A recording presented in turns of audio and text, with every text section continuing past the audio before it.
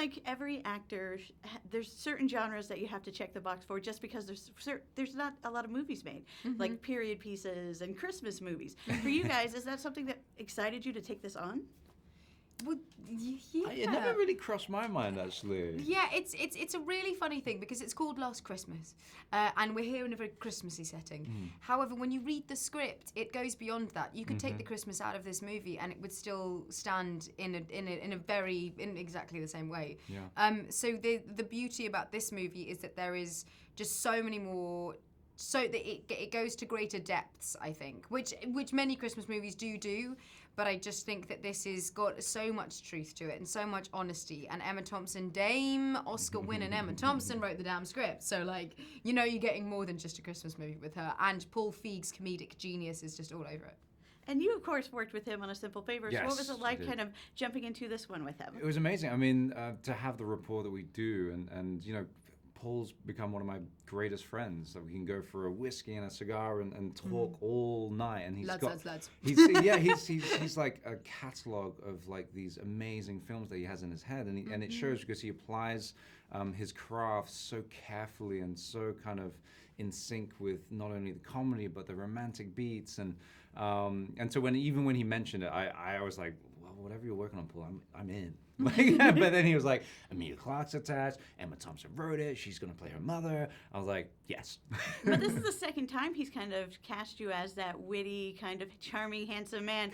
Yeah. That's the next one you want, right? Are you going to go completely opposite? You want to go darker? I do. I mean, I have The Gentleman coming out with Guy Ritchie, which is the exact opposite of this movie. So showing a much darker side. So it'll be interesting to see how the audience appreciate that one.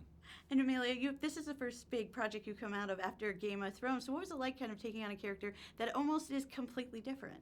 I know, it's quite funny though, because I did a movie in each hiatus of the show.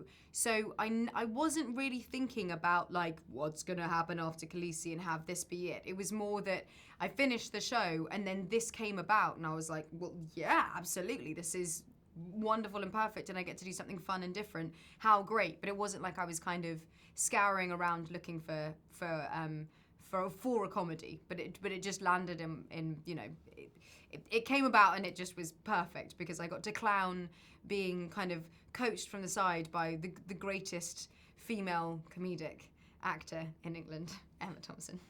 And you also, of course, got to sing on stage. What was that kind of like? Yeah, I love singing. I'm really at my happiest when I'm She's singing. so good. I just love it.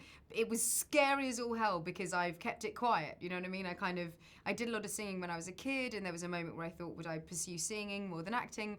But so I take it very, very seriously, which meant that I was very, very, very nervous, but loved doing it. Never showed it one single ounce of a I moment. just love it.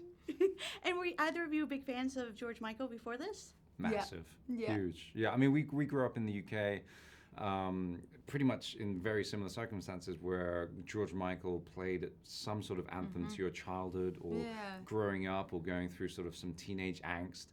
He had a song literally for every single decade, moment. right? Yeah. He's a remarkable musician. And he just has written the most perfect pop songs. And I think we were just talking about this before.